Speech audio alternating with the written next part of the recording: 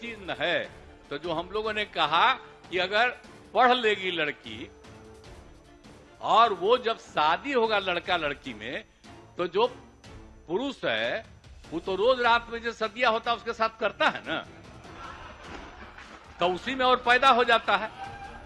और लड़की पढ़ लेती है तो हमको मालूम था कि वो करेगा ठीक है, लेकिन अंतिम में भीतर मत घुसाओ, उसको बाहर कर दो। करता तो है, तो उसी में अब समझ लीजिए संख्या घट रही है। बिहार के मुख्यमंत्री नीतीश कुमार ने एक ऐसा विवादित बयान दे दिया जिसके बाद देश भर में हंगामा देखने को मिल रहा है। अब आखिर ये बयान क्या है और आखिर क्यों इस पर इतना विवाद देखने को मिल रहा है, आज की इस खबर में बताएंगे आपको।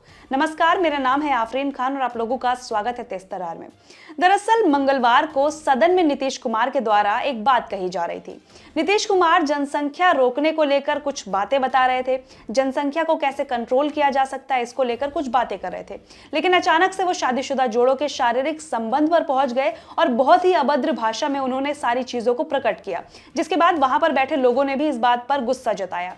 लेकिन जैसे ही इस बयान को देने के बाद वो वहां से बाहर निकले, तमाम जगहों पर इसका विरोध देखने को मिला। कई लोगों ने यह तक कहा कि सदन में इस तरह से आपत्तिजनक भाषा का प्रयोग करना एक मुख्यमंत्री को बिल्कुल भी शोभा नहीं देता। अब आखिर उन्होंने अपने बयान में क्या कुछ कहा था, सबसे पहले आप उस पर एक नजर डालिए। पूरी चीज न है। तो जो हम लोगों ने कहा कि अगर पढ़ लेगी लड़की और वो जब शादी होगा लड़का लड़की में, तो जो पुरुष है वो तो रोज रात में जो सदिया होता है उसके साथ करता है ना, तो उसी में और पैदा हो जाता है। और लड़की पढ़ लेती है तो हमको मालूम था कि वो करेगा ठीक है, लेकिन अंतिम में भीतर मत घुसाओ, उसको बाहर कर दो। करता तो है, तो उसी में अब समझ लीजिए संख्या घट रही है। आपको बता दें कि बात यहां पर नहीं रुकी। जब से नीतीश कुमार ने यह बयान दिया है, ये बात अपनी रखी है, इसके बाद से विपक्ष उन्हें लगातार घेरे में रख रहा है। ऐसा ही एक बार हुआ कि नरेंद्र मोदी अपनी एक रैली में नीतीश कुमार की जो भी बातें थी उसको लेकर भी उन्हें कई बार ताने मारते नजर आए। प्रधानमंत्री मोदी ने कहा कि एक मुख्यमंत्री को इस तरह की भाषा बिल्कुल भी शोभा नहीं देती। इसके अलावा भी तमाम शब्द प्रधानमंत्री की तरफ से कहे गए। आप उस बयान पर भी एक नजर डालिए। जो इंडिया अलायंस का झंडा लेकर के घूम रहे हैं, जो देश की वर्तमान सरकार को उखाड़ फेंकने के लिए भांति भांति के खेल खेल कर रहे हैं, वो इंडिया अलायंस के नेता ने विधानसभा के अंदर, जिस सभा में माताएं बहनें भी मौजूद थी, कोई कल्पना नहीं कर सकता है ऐसी भाषा में बद्दी बातें की। कोई शर्म नहीं है उनको। इतना ही नहीं, इंडिया अलायंस का एक भी नेता माताओं बहनों के इतने भयंकर अपमान के खिलाफ एक शब्द बोलने के लिए तैयार नहीं हुआ।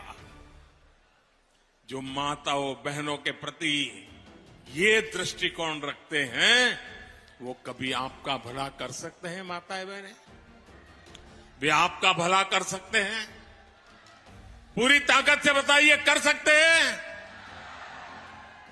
वो आपकी इज्जत बचा सकते हैं? वो आपका सम्मान कर सकते हैं?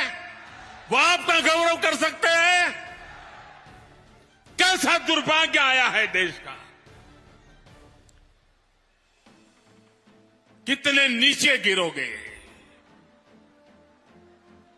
और दुनिया में देश की बेइज्जती करा रहे हो।